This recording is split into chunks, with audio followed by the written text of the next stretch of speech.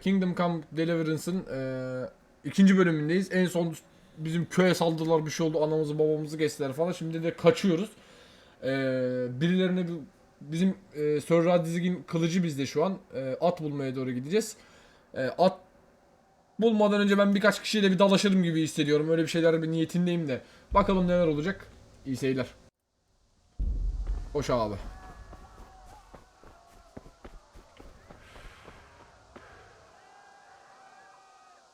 Buradaki niye böyle rahat rahat?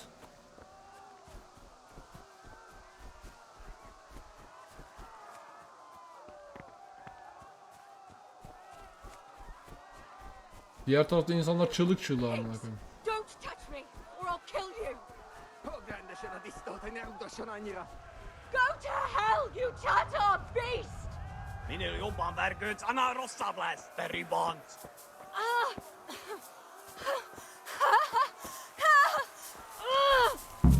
Picsába mi ez?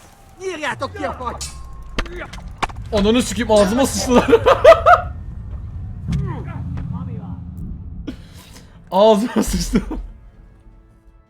Eraken hoş geldin. Ulan kılıç böyle mi vurulur? Geri bir koyacağım, kafasını alacaksın onun ya. Bizimki...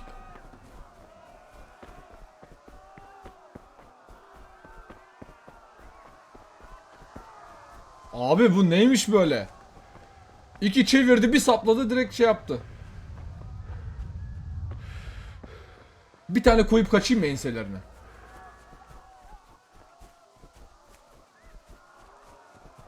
Ama orada kimse yok şimdi.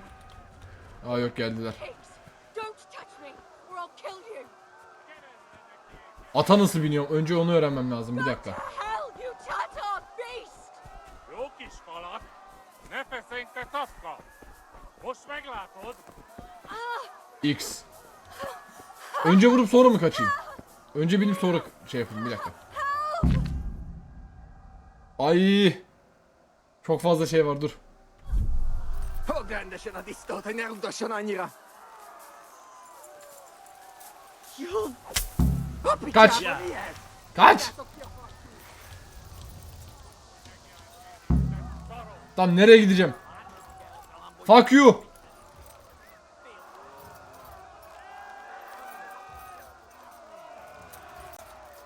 Buna koyduklarım fena geliyorlar. Fena geliyorlar.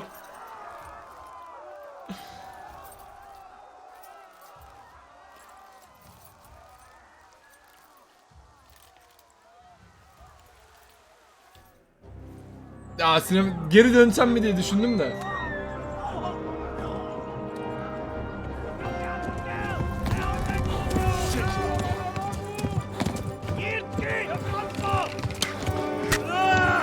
Aa, bacaktan vurdu.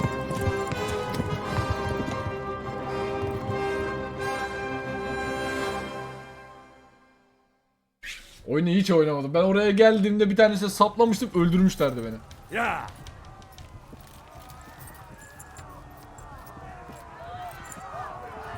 Oğlum götüme dibinde bunlar.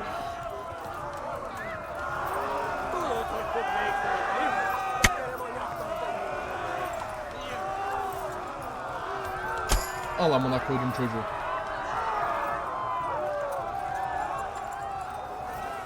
Left. Talmberg is to the left, along the stream. Kiveles lähtee fast. Ananı sikeyim.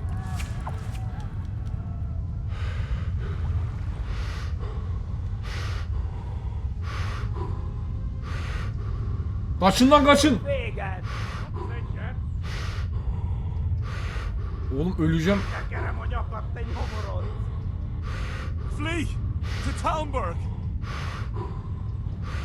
Ona niye saldırmıyorsunuz? Amına koyduklarım. Ordu bulup geleceğim, ananızı sikeceğim. Ne diyorsun orospu çocuğu, ne diyorsun? At yorulmaya başladı, ananı sikeyim. Siitä saattaa olla ostalitska. Lan siktir git. Yeah! Flee! Kibasok välät! Go! They'll kill you all! There! Ya siktir git. Orospu çocuğu hala peşimde. Kittekere manjakatte joboro. Run for it! McDouglas. Şu an beni 40 kere öldürmüşlerdi bunlar.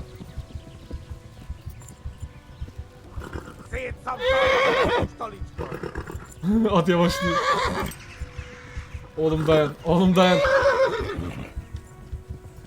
Yeah. Aa. Oh. Jyrki, framför! Yeah! Yeah! Yeah! Oh my god! Wait! Jesus Christ! Help! Skalitz has been attacked! Do something! Help! Quickly, everyone! Get your asses here! Hey! And loose! Enough! Enough! Hanyo! Huzun gine! They're turning tail!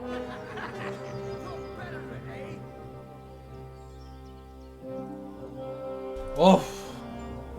Quickly! İlk defa oynuyorum. Aslında yalan söylemiyorum. İkinci defa oynuyorum. İlkinde dediğim gibi adama sapladım. Benim ağzım yüzümü siktiler. Ölümcül kipte oynuyordum. Oyun direkt bitti amına koyayım. Ben de bunlar bir şey oyundan deyip silmiştim ben bunu. Hikaye bu yani.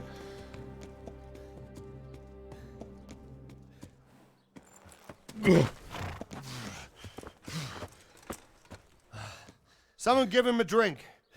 And bring hot wine and bandages.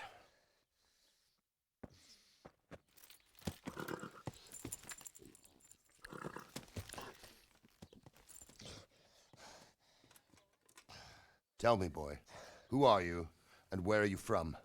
What in hell's name happened? I've come from Skalitz. They burned it to the ground. Slaughtered everyone. Who? Who burned it to the A ground? huge army. They attacked without warning. And they weren't Czechs or Germans either. Who then? I don't know. I've never seen armor like it or heard their language. Maybe Tatars? Bu ne lan Kont Dooku gibi? Tartars, you say? Well, we'll deal with that later. First, let's have a look at that leg of yours.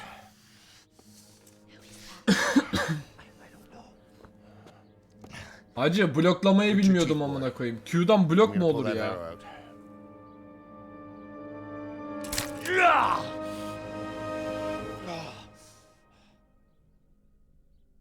O bir tane Ayyaş'la dövüşüyorduk ya, ağzım yüzümü şey yaptı ya. Easy. All done. You were lucky, lad. The arrow missed the bone. It only needed bandaging, and I've done that often enough before. War is a good teacher. Can you stand? There you go. Good as new. Thank you. If you idlers nothing better to do, get back to work. You'll have to speak to Lord Divish. Can you manage?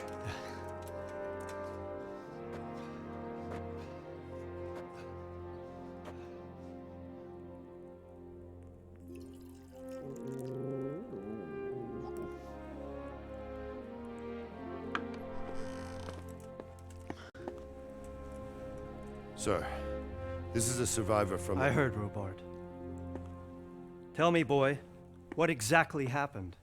Did you see the ensigns of the attackers? And were there any more survivors? So, I don't know what army it was, but it was huge. There were dozens of banners flying on the hill above Skalitz. The ones who did the slaughtering spoke a strange language. They burned Skalitz to the ground. But a lot of people took refuge in the castle. I wasn't quick enough. And as I fled, they shouted from the battlements that I should come and warn you. The soldiers the boy didn't recognize. They could be those Cumans of Sigismund's. It said they came to Hungary from the east, and now they're the core of his army. Sacking Kuttenberg must have given him a taste for stolen silver. Skalitz is a small castle, sir. If Sigismund attacks, they can't hold. Indeed, Sir Robard. And our small garrison would be no help, even if we could risk sending them. You think we're next in line? Maybe.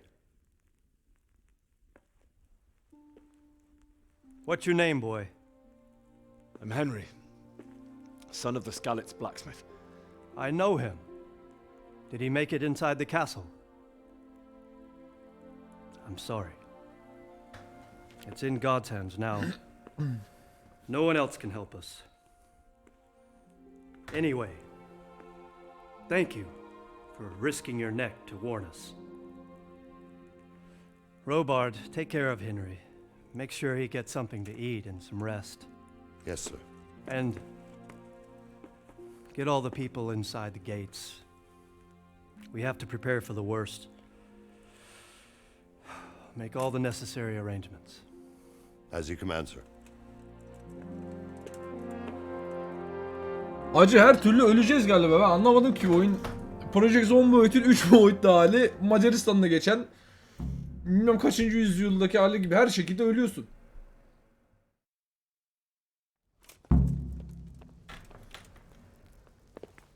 Gayet yürüyebiliyorum. Ama stamina azalmış. Ne oldu? You've done well, lad. I'm sorry for your loss. You must be all done in. Why don't you go to the kitchen and have a good meal? Sorrow is easier to bear on a full stomach. I heard about your father. They say he was a swordsmith who moved to the countryside to make horseshoes.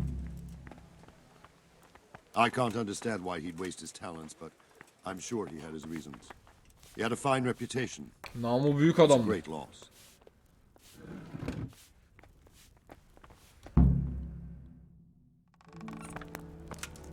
Ah, milady. You're fortunate our good lady Stephanie of Talmberg has graced us with her presence. My lady, I'm honored. So this is our brave young man. Oho, Welcome, lad. namımız hemen gelmiş. Bojana here will take care of you. Bojana. No doubt you're tired and hungry. Indeed. How could he not be, poor soul? After everything he's been through, he must be as hungry as a bear, aren't you, young master? Here you are then. Biz niye ki palyaço gibi Phil. giyiniyoruz? And Köylü there's the olduğumuz wine to nereden wash belli. it down. Thank you, my lady. When you're done, you can go and rest with the grooms in the outer bailey. No, that won't do, Sir Robard. After all he's been through, he deserves a proper bed. Let him sleep in a lodge in the courtyard. Certainly, milady. Young Henry here is overwhelmed by your generosity. Yes, yes, thank you, my lady. May God reward you for your kindness. Eat up now. You're in capable hands, so I'll leave you to it. Good night. Good night. Good night, man. Ya abi adam köylü amına koyayım. Nereden bilsin böyle şeyleri? When you've done, you can sleep in the bedchamber of the courtyard lodge. And don't forget to take off those filthy boots before getting into bed. Tamam ne kızıyorsun ya? Bizim Ayyaş'tan çaldıklarım vardı, onları giyerim.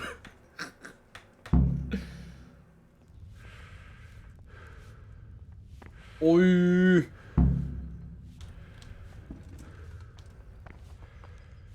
Fırında tavuk.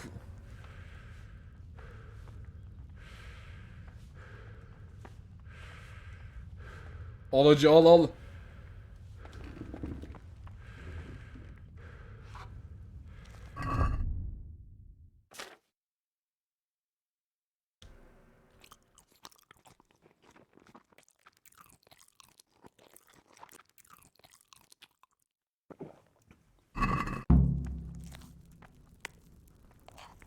Bunları da cepleyeyim.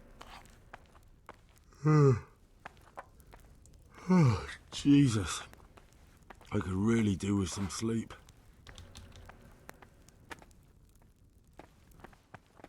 Yok hacı, o kadar da şey girmem.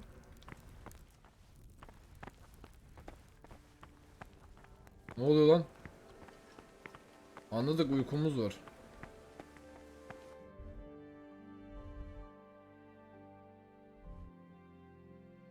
Skalitzli burası mıymış? Biz buradan mı böyle geldik? Harita hiç fena değil bu arada ha. Büyük gibi.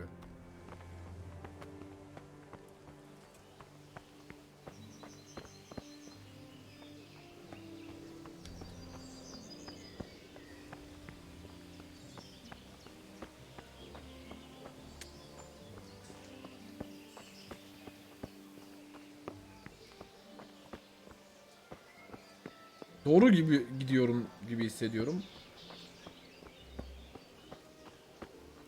Şu şeye sorayım ben. Evet, soramıyoruz. Bunlar bende konuşmuyor. Pek doğru gitmiyormuşuz demek ki.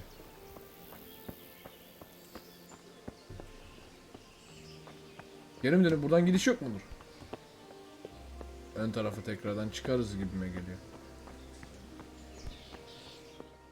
Allah, kale kapılarının olduğu yere geldik. Tamam, tamam, pardon. Pardon, özür dilerim. Haberim yoktu. Harbi geçiş yokmuş. Yapacağınız kale düzenini sikeyim.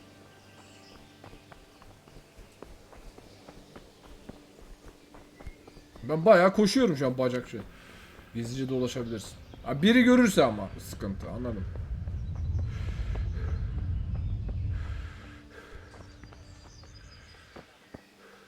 Gör diviş.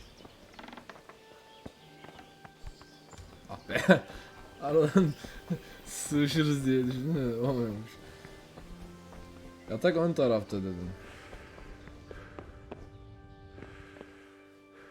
Alsana şuradan bir şey ya. Lütfen.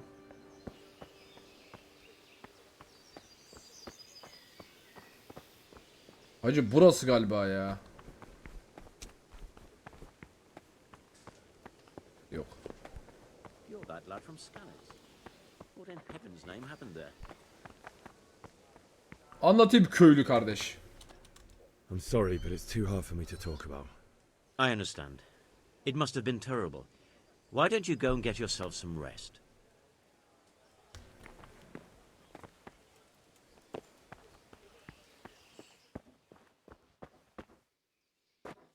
Ay.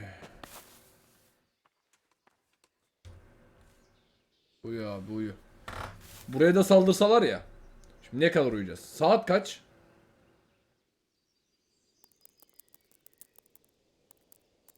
...8 saat uygundur hacı.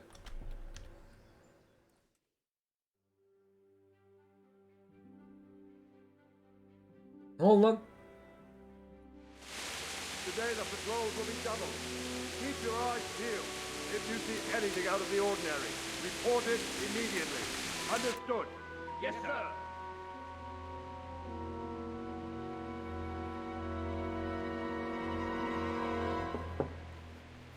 Yes? It is I, Henry. Forgive the intrusion. O değil de bizim Bianca gitti ya. Did I? My lady. No, not at all. But what brings you here at this hour? I thought you could do with a little wine. It's just what you need to help you sleep. My lady, thank you. You really shouldn't. You could have sent a sermon. I was going to. Öyle Evren'e doğruyu söylemek ise benim de tell you yok the tutmadı. truth. I couldn't Dua ederken sen sleep. aklıma geldin. I thought of you while saying my prayers. Bilemedim ama bir seks kokusu var. Bizim köydeki kız da gitti amına. Akşam gel bir şeyler göstereceğim falan diyordu. Yalan oldu. Thank you. Thank you kindly. You're welcome. Now, Henry, I know Oo, this is dur. all very new and strange for you. But I want you to feel at home here. You're not to worry Bak about Leydim. anything except Bak getting karı better. gitti zaten. Bana bulaşma. Bana God bulaşma knows bak. you've been through a terrible ordeal. I know what it is to be left alone in the world. Although your loss is much greater. Onu anladım ya. But with God's help, the pain will ease in time. And it can help to talk about it. Önemli bir şey soracağım. Sen belli ki oynamışsın. 3 kere bitirdim diyorsun. Oyunda seks var mı? Bak yükseltiyorlar sonra köyü basıyorlar amına koyayım.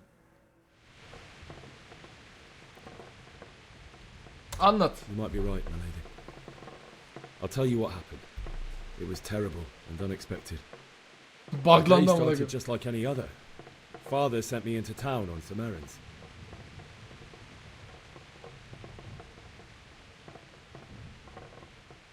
fellow by the name of Kunish owed money to father, who sent me to collect it from him.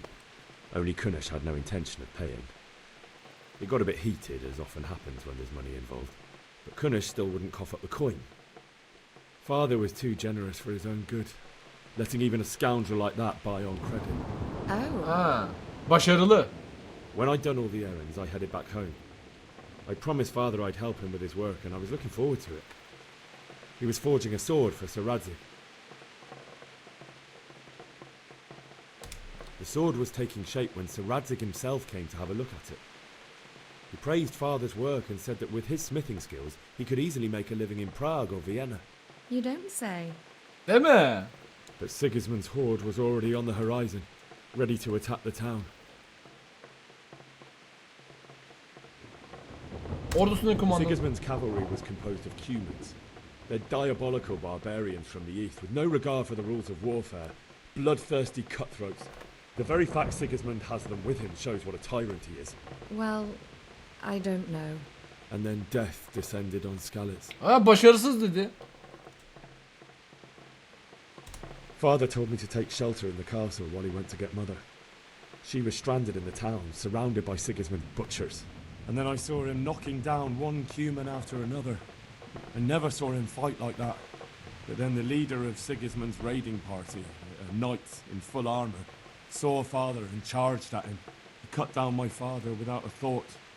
Orayı anladım da. Ben hikayeyi doğru düzgün anlatsın istiyorum. Başarısız diyor. Boy. May the Lord have mercy on their souls. I ran to the castle like our neighbours to take cover, but I didn't make it. I had to find another way to save myself. The men on the battlements called down to me to flee to Talmberg and warn you. I was lucky I knew a concealed path around the castle.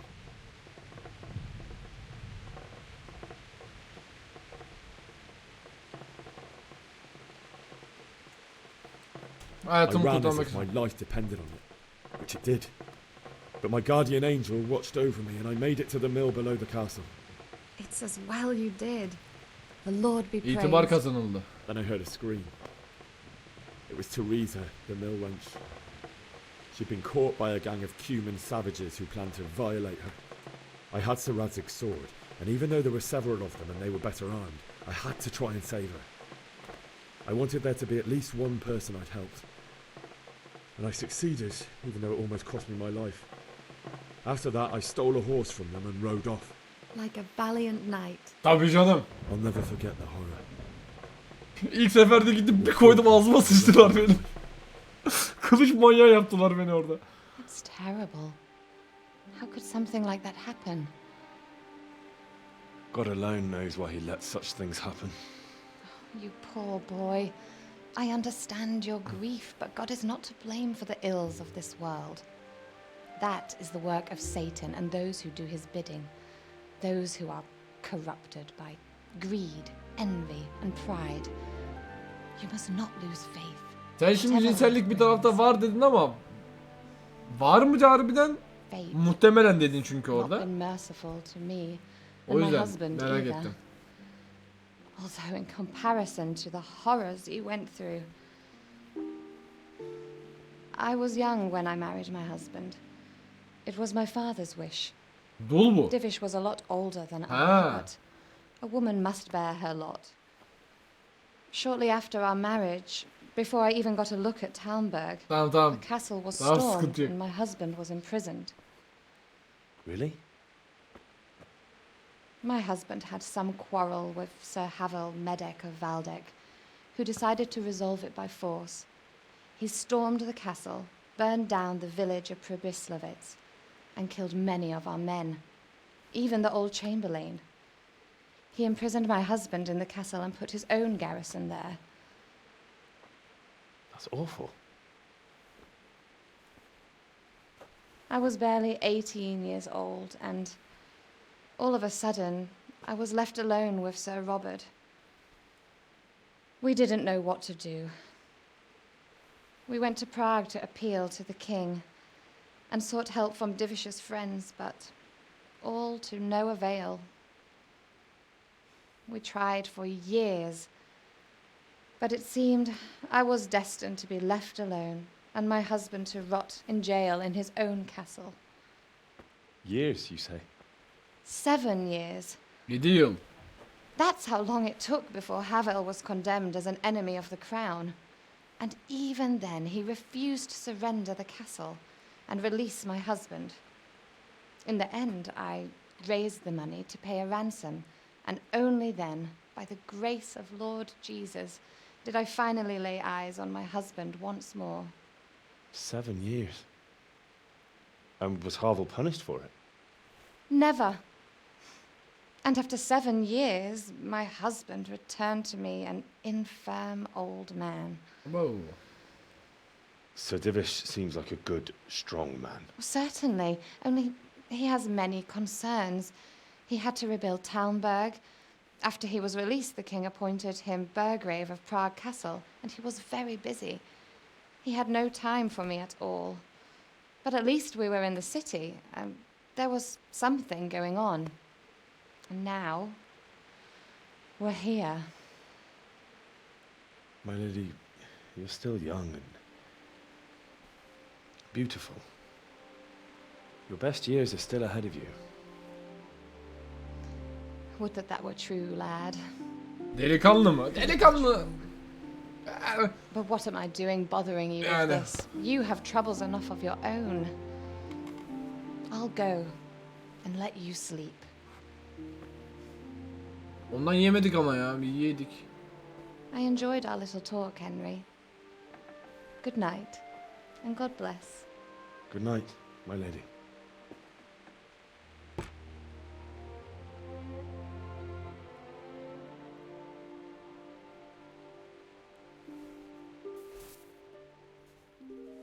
Ara sahnelerin FPS'leri niye bu kadar düşük onu merak ediyorum ya. Aşırı düşük abi. Dur lan hemen gülme, iki karı konuştuk güldün, ananı babanı kestiler dün. 30'a kitlemiyor kanka. 15 17. Move it, people! Come on! Come on! We're running out of time! Quickly! We have to close the gates! You can't go back! Henry, help us!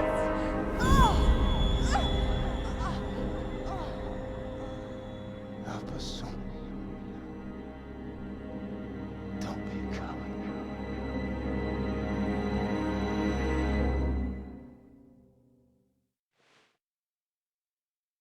Henry, wake up.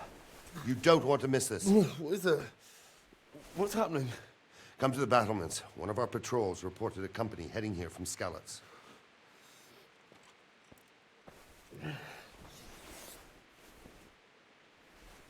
Uyutmadılar be.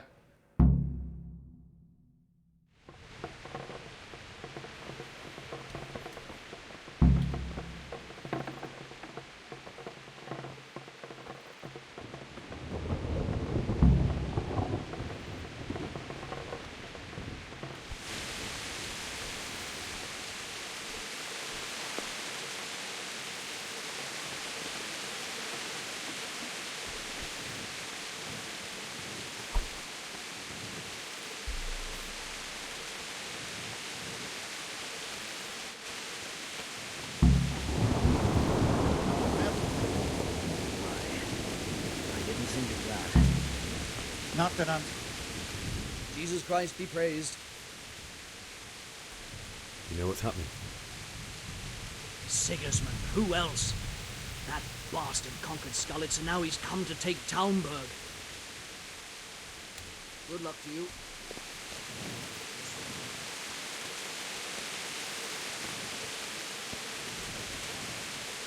Good day to you. What's happening? Have you heard anything? No. It could be Sigismund's army, or his scouts, or maybe Scarlet's folk who survived the pillaging. I wouldn't expect nothing good. God be with you. Sende bir şey var mı? God be with you. Do you know what's happening?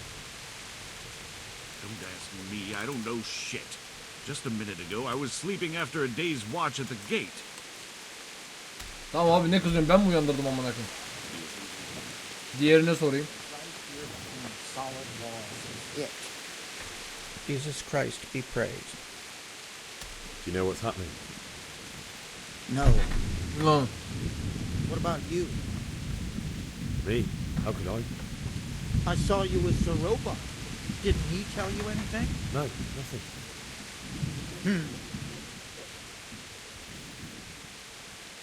Good luck to you. Sen biliyorsun bunu dedi. Nereden bileyim amına koyayım? Uyuyordum.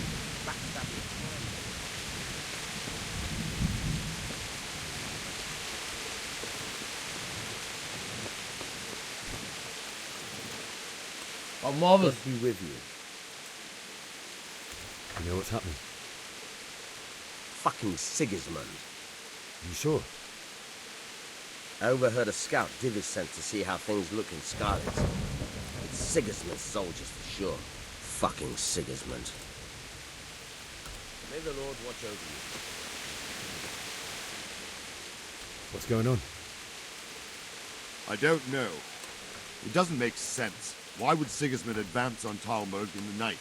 Especially since he's lost the element of surprise after the raid on Skalitz. Maybe it's not him. Then who is it?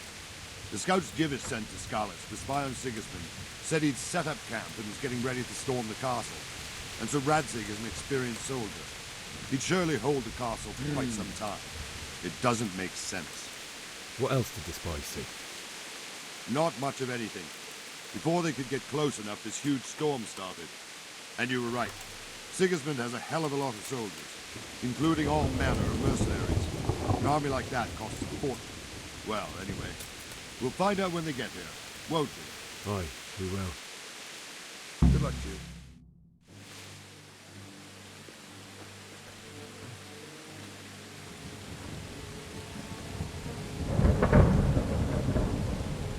Halt! Who goes there? Lucifer and all his minions. Who else, Robert? Sir Ansig. What a relief. Is his lordship there with you? Yes, sir. He is right here. What are you doing up so late, Divish? At your age, you need a good night's sleep. Well, Radzig, you didn't exactly pick the best time for an outing either. In a big hurry? It was a bit of a scramble, all right. Believe it or not, this tempest is a godsend for me and my men. As my old granddad used to say, better a sore throat than a slit throat. I'd say your grandfather was a wise man. Your messenger told us what happened. Messenger? The lad you sent to warn us. He's alive? He made it to you? He's here with me. He only got away by the skin of his teeth, though. Thank God. A brave young man. But tell me, friend, how on earth did you manage to get away? Thank God for this tempest. When it began, Sigismund's Tatars crawled into their holes and left us storming the castle for more clement weather. We were able to sneak out right under their noses. The Lord be praised. We wouldn't have stood a chance against them. Would you like to spend the night in Talmberg? No, no. When Sigismund finds the castle empty tomorrow, he might come looking for us. We'd only be exposing you to danger. Without me and my men, he has no call to attack you. What will you do then? We'll march to Ratai. It's only a short way, and there we'll have a better chance of defense and enough room for all of these people. If Sigismund should come, better bend your knee, Divish. There's no point dying in a battle that's futile. You're right there. Is that boy still with you? I'm here, sir. You have courage, lad. That I can't deny. I am sorry about what happened. Would you care to join us? I'd like to, sir, but first I have to return to Skalitz. Are you mad? What do you want there? I can't leave my mother and father. I won't leave their corpses rotting in the street. I'll join you once I've taken care of them. Don't even think of going back there, you donkey. Are you tired of living? But sir! Quiet! I'm sorry about your father, but getting killed as well won't help him.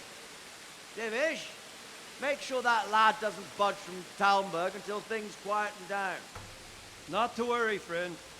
Anyway, he's injured and needs to recover. I'll lock him up here as if he were Havel of Baldic. I've seen you've grown a thick skin since your tribulation, sir. But thank you. We'll meet again when circumstances are more favorable. Farewell. Farewell, friend, and good fortune. Give my regards to Sir Hanush. I will, and good luck to you and your people too. These are dark times. Move out! Anywhere, people! Move out! It's only a short way right there now. Buraya da gelmeleri biraz mantıklı olabilirdi ama doğru diyor. Hani saldırma riski falan bir şeyler. Bizimki de geri zekalı, gidip anam babamı gömeceğim diyor. Men, tonight we'll have triple patrols. Sort out the watches between you as always. And if I catch anyone boozing, playing dice or slacking off, I'll personally break every bone in his body. I want you to keep a close eye on everything nearby. Sigismund will surely have sent spies, and likely men as well, to follow the Skalitzli people now he knows they've fled. Keep your eyes peeled and report everything to me at once. Understood?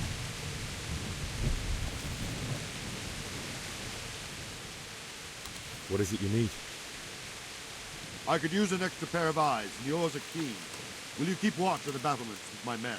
Is that a request or an order? I'd rather it was a request you answered yes to. Of course I'll help. I'll have to pay you back somehow after all you've done for me. Splendid. And don't worry, I'll tell the men to relieve you later. I'll be with you. Nereye gidiyorsun şimdi nöbet tutmaya? Al, tutuyorum.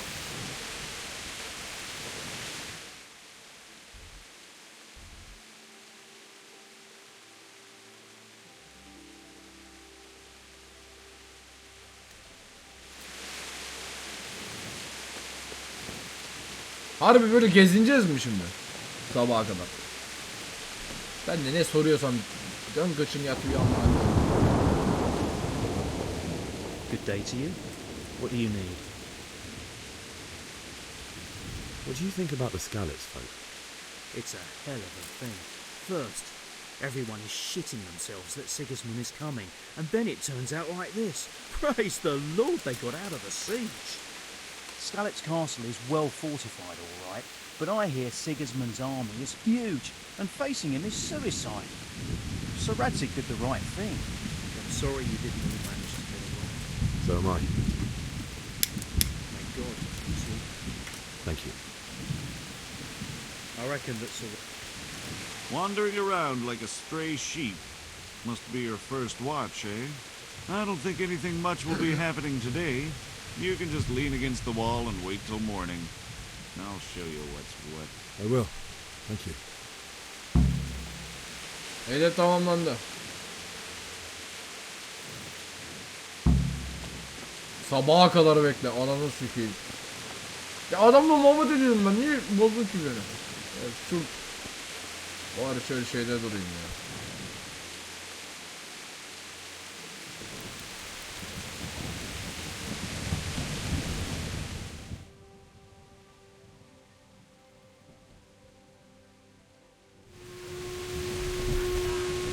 Ne oldu lan?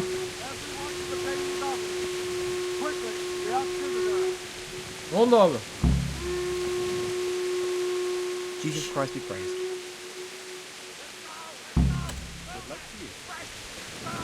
Ne oldu abi? Tamam ben buraya gitmeyeceğim demek ki.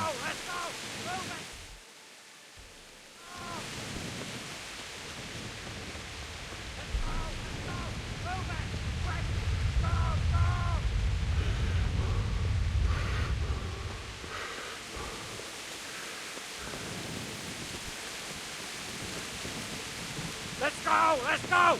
Move it! Quick! Go! Go!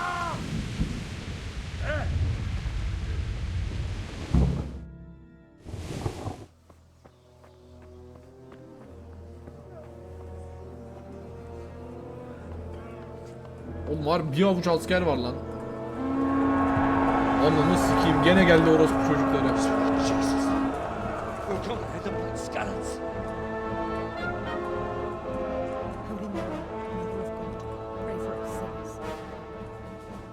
See how the self-appointed king wins the love and respect of his loyal subjects. Indeed, Robard. Sigismund of Luxembourg has a rare talent for winning people over to his cause. We may be in for a surprise, though. I don't think he will set his heathen dogs on us today. Greetings, Lord of Talmberg. That's the bastard who led the attack at Skalitz and killed my parents. Don't be an idiot. Do you want to end up like them? I am Sir Markwart von Aulitz. I come in the name of Sigismund of Luxembourg, King of Hungary and Croatia, who has resolved to strike against those who disrupt concord in the land and to restore order in the name of his brother, King Wenceslaus IV. Restore order by burning and pillaging the king's estates. Greetings, Sir Markwart. The efforts of the king's brother to bring order to this chaotic land are undoubtedly noble. It seems to me, though, that he and his army have somewhat strayed. As Burgrave of Prague Castle, I am entirely beholden to the king, and here in Talmberg divine peace reigned until your arrival. To what then do we owe the honor of your visit? Yesterday, His Majesty took action against the enemy of the kingdom, Sir Radzig Kobyla, who has been using the silver from the Skalitz mine to fund insurrection against the crown. Unfortunately, the insurgent escaped. Would you happen to know, noble sir, where he might be at this time? As far as I know, the Sir Radzig of which you speak is the king's hetman at Skalitz. I find it hard to imagine that he would rebel against our king. Nevertheless, I can assure you that Sir Radzig is not at Talmberg. He would be a fool indeed to flee from one castle, where he has little chance of defense, to another, where he has even less. Or do you take the view that my humble manner is any obstacle to your army? İşte siyaset amına Am koyayım. I to inform the king then that Sir Radzig Kobyla is not at Talmberg and that he has your loyalty? Sir Radzig Kobyla is not here, and I have no intentions of getting embroiled in affairs from which I have nothing to gain. Very well, sir. As you wish. I will relay your words to the king in the hope he will be as well disposed as you seem to be. Those who have clean consciences and goodwill may find themselves well disposed even at moments like this, when there is little cause for joy. Farewell, sir. Auf Wiedersehen. Auf Wiedersehen. Saldırın amına koyayım diyormuş değil mi şimdi?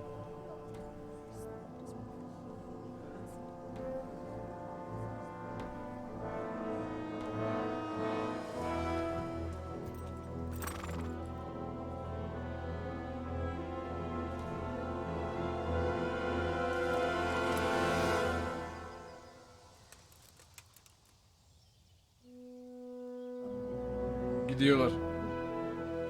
Şöyle bu bir indirseydi.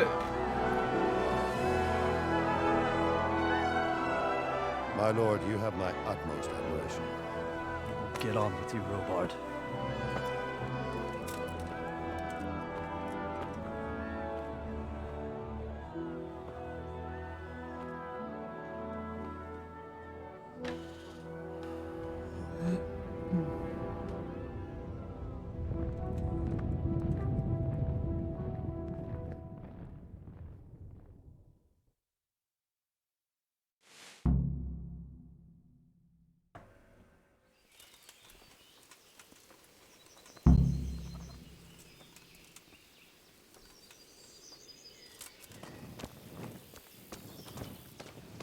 What the? Good day to you. Why did Sigismund burn down Skalitz and then come here too?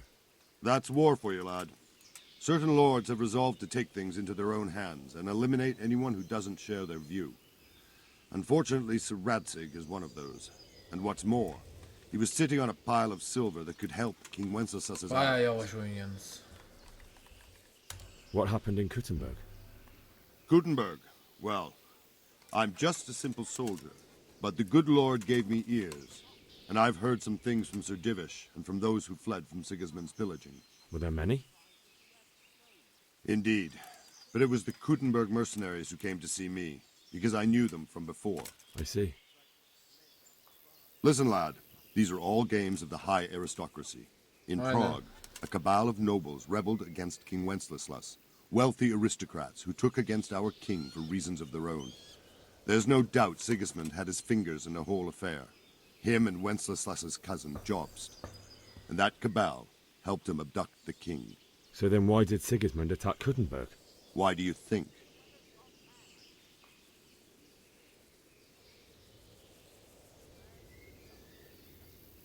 Because the lords there could have risen against him with their armies and stopped his conquest of the Bohemian territories? That's part of it. King Charles, may God grant him eternal glory, built Prague into a proper royal city, while King Wenceslas took a liking to Kuttenberg. After Prague, it's the most important city in Bohemia, in the entire Holy Roman Empire. He who commands the Kuttenberg silver is king. So Kuttenberg sided with Wenceslas because he favoured it? Now you're starting to understand. When Sigismund imprisoned Wenceslas and took control of Prague, the people of Kuttenberg began to raise an army against him. So with the attack on Kuttenberg, Sigismund killed 2 birds with 1 stone. He defeated Wenceslas's most powerful allies before they could stand against him, and also gained immense wealth. So Robard, I need to get to Skalitz. What would you do there, lad? Sigismund might have left, but the place will be swamped with robber barons, brigands, deserters, and other vermin. And anyway, your lord commanded you to stay here.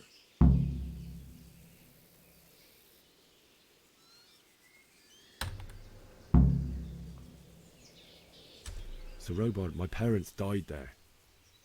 I can't leave them to be eaten by dogs. What would you do in my place? Sorry, lad, but I won't take orders. You'll have to wait until everything settles down, and maybe your lord will change his mind. Where did these humans come from, anyway? I don't know much about them, only what the Chamberlain said. That they came to Hungary from the east and Harbi settled mi? there. They're Aman. godless barbarians and merciless fighters. The nobles used to say the Hungarian king shouldn't enlist them, because they dishonor our rules of warfare. But when there's power and money to be had, it seems that honor isn't worth my spit. And believe me, it's always about power and money. Tamam. Bu herif izin vermedi. Şimdi ne bakacağız?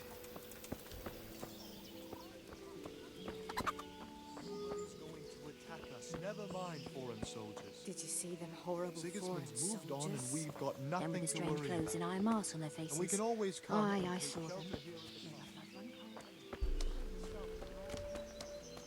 Hı. Hı. Tavsiye alırız. Dövüş alanı. Oraya bir gideriz ya. Nerede orası? Harita biraz garip.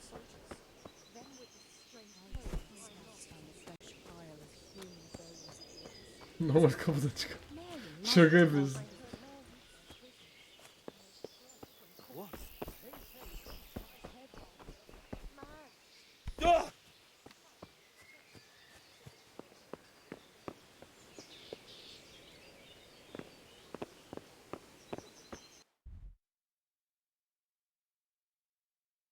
Burada solda en dipte.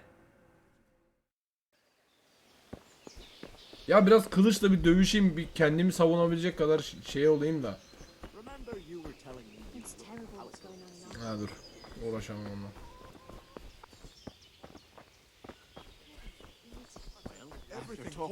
Can't you see?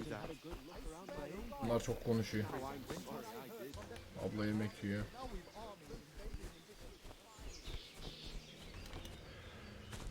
Burada keşfedilmemiş bir yer var diyor. Ha tüccarmış o, tamam. Aa dur, tüccara acaba benim şeyleri yapabiliriz. Bir dakika, nerede o tüccar? All our heads will be on spikes. O nereye gitti lan o tüccar? Yeah, that's what them foreign soldiers do, and worse.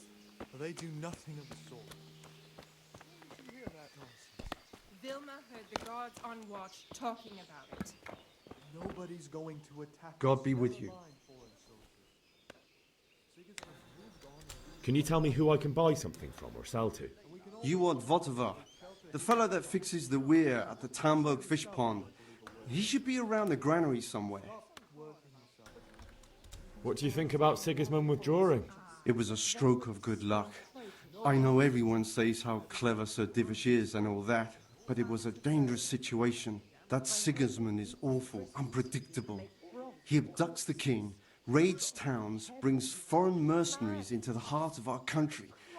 God alone knows what he'll get up to next. Farewell. Yakında bir yerde. The edge of Skalitz woods. Mary, mother of gods. Good day to you. Can we trade? If you've got the coin. Ya biraz var işte.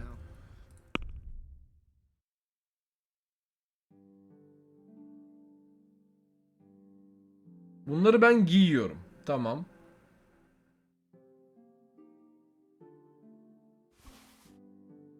Şu piçten çaldıklarımı satacağım. Al abi.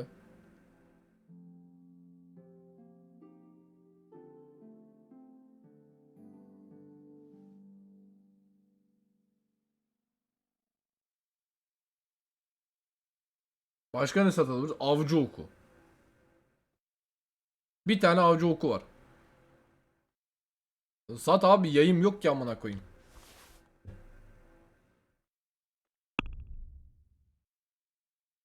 Yamalı içlik 16 mı? Pazarlık yapalım. Let's have a word about the price. Naturally.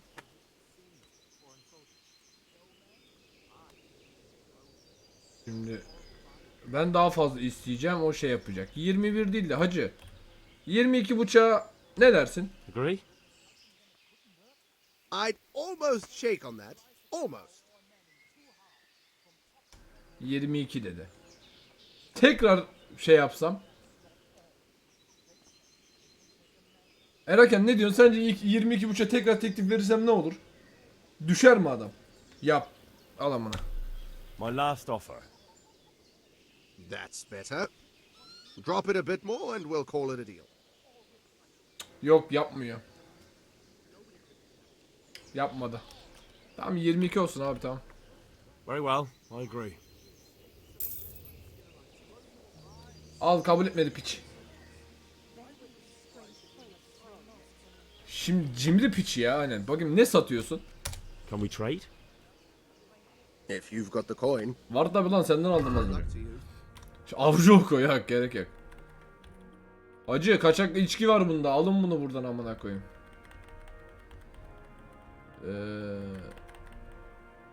Maymuncuk. Ha. Ne kadar maymuncuk? Değeri 14 mü? Siktir lan. Almıyorum amına koyayım.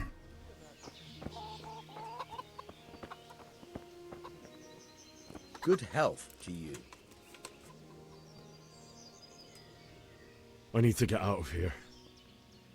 And I need a feather bed with Taş a gibi comely hatunu wench in olan it. kuş tüyü bir yatak It looks istiyorum. like Ama we'll önce both şu be ikimiz de hayal disappointed. kırıklığına uğrayacağız. Sir Divish gave orders not to open the gate, and you especially are not to be let out. Adamın şeylerini bilmiyoruz.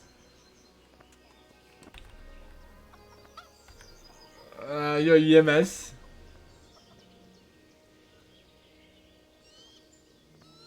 My mother and father were left in Skalitzli. Ya bunu koydum, ne I yapayım? have to bury them. I can't leave them to the dogs. I'm sorry, my friend, but I can't. Başarılı. You'll have to persuade Sir Robard, or think something up so I don't end up in the shit for it. Otherwise, forget it. What am I supposed to think up? How should I know? Maybe some disguise so I could say I didn't recognize you? If a Talmberg soldier turns up all kitted out properly, in armor and a helmet, then of course I let him go. That's obvious. All right, I'll have a look around for something.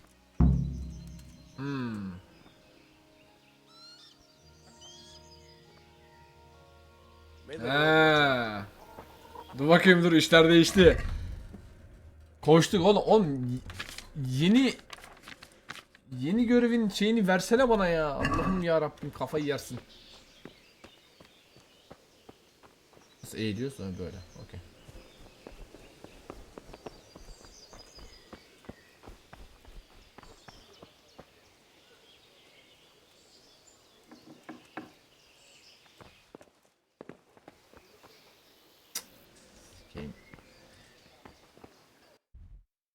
Buraya gösteriyor.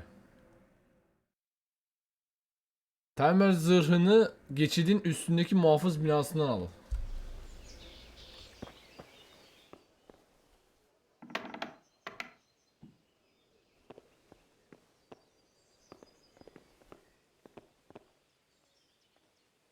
Ben amına koyayım.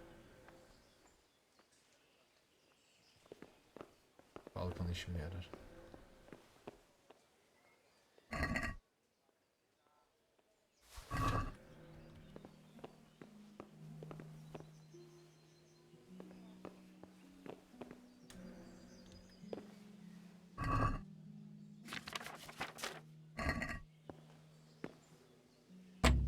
Maymuncuğum yok.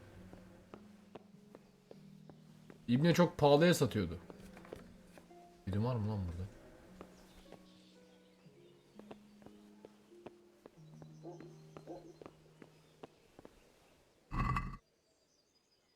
İğne mi? Amına koyayım ya.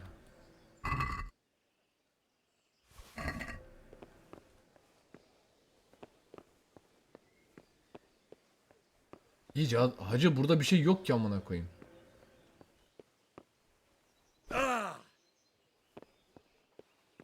Zırh burada değil.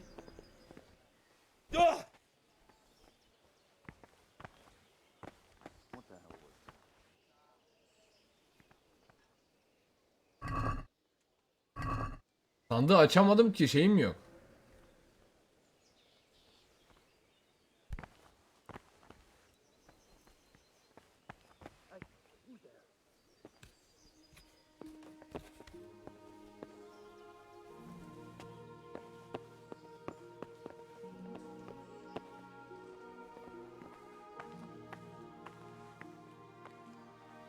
Öyle yapacağım.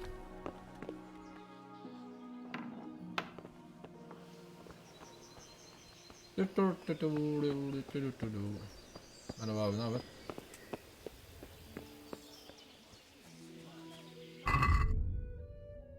Peki bunların çalınmış olduğunu nasıl anlıyor bu ibneler? Ben kimseyi görmeden çaldım bunları.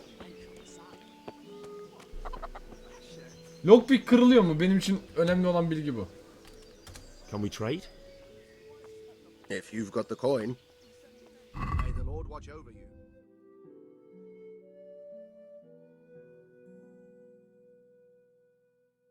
Kırılıyor, dikkatli yap. Fuck. Pazarlık yapalım. Let's have a word about the price. Naturally. Süre vermiyorsa sıkıntı yok. Hacı 14 çok. Sen bunu bana bir 13 desene. What about this? Come now. Just a little more and we have a deal. Agree? Well, a little more and we'll call it a deal. I knew we'd come to an arrangement. Aleykümselam. Kedi hoş geldin.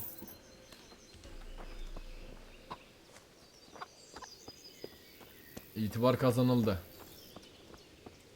Tamam, şimdi hiç kimse görmeden onları bir şey yapacağım. Abi buralarda hırsız var diyorlar. Ne diyor ya? That business with Sigismund turned out well in the end, didn't it? Aye, that was a good start. Next we need to drive him and his war whores out of Bohemia for good. Tamam, kapattım ya, tamam. Good luck diyor, eyvallah. Kimse yok gibi. Kapat abi.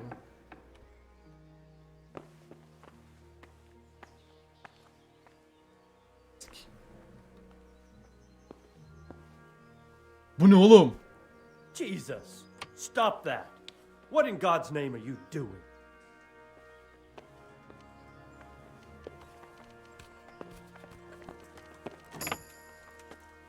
Ananı sikeyim, herif kapıyı açmış. Hey you, halt! Surrender! You're under arrest for breaking the law. Abi vallahi ben bir şey yapmadım. Is that all you've got?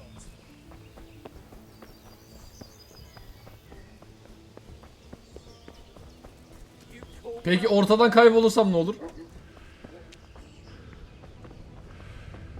What's that? Selamünaleyküm abi.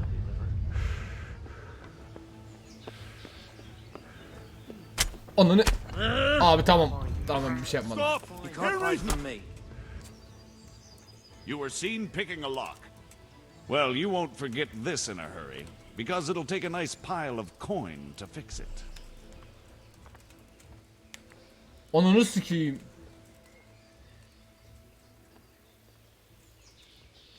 Yeterince param yok ki.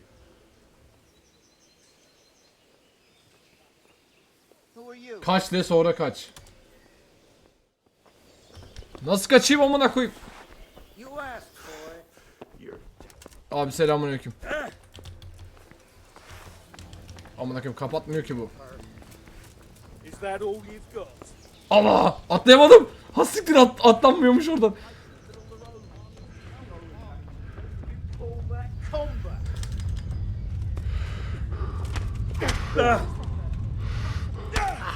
Oğlum bu herif beni öldürecek ki. I pray you're wrong.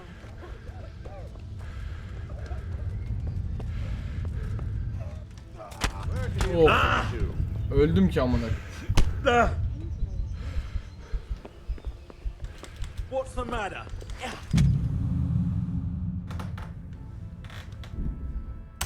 Nereye atacak beni çok merak ediyorum ya.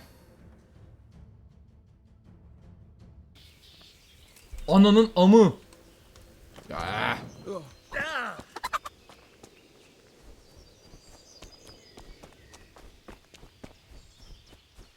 Harbi şey yaptı ya.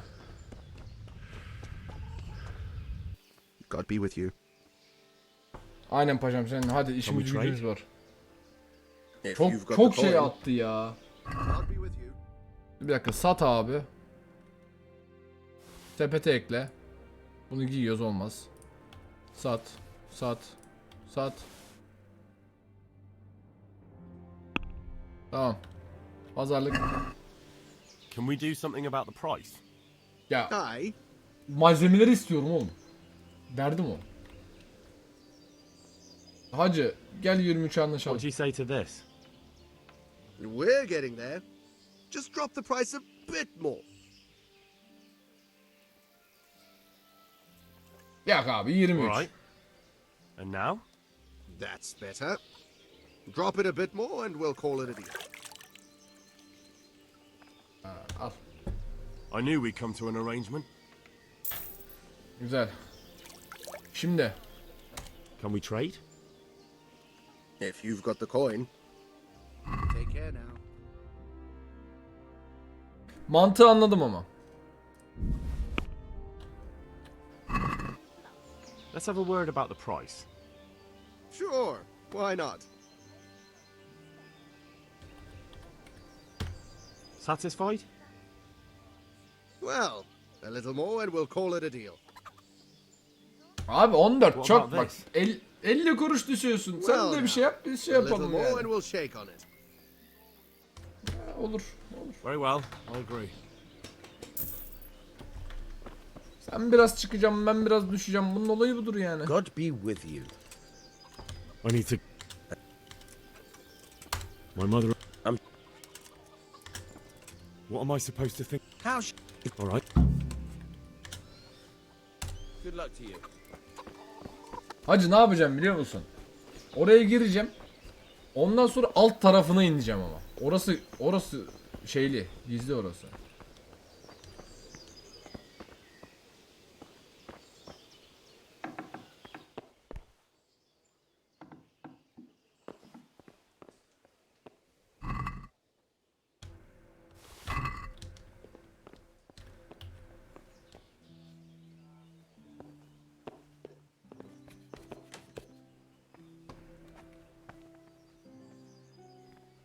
Zor, çok zor. Ananı sikeyim.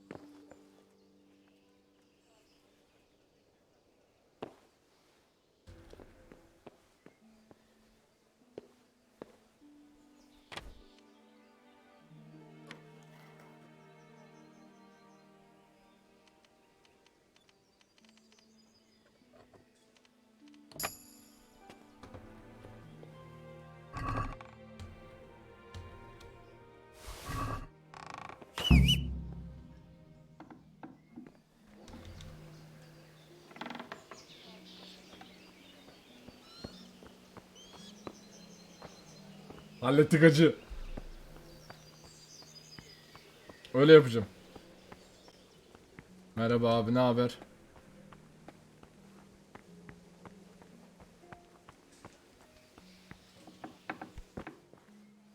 Şurada kimsenin olmadığı yerde hallederiz. Orayı hallederiz. Dur bir dakika. Ben şimdi bir YouTube için kapanış yapayım arkadaşlar. Sizle 3. bölümde görüşelim. 1 saat 6 dakika olmuş çünkü. Biz gene olaylara buradan Twitch'le beraber devam edeceğiz. İzlediğiniz için teşekkürler. Görüşmek üzere. Bay bay.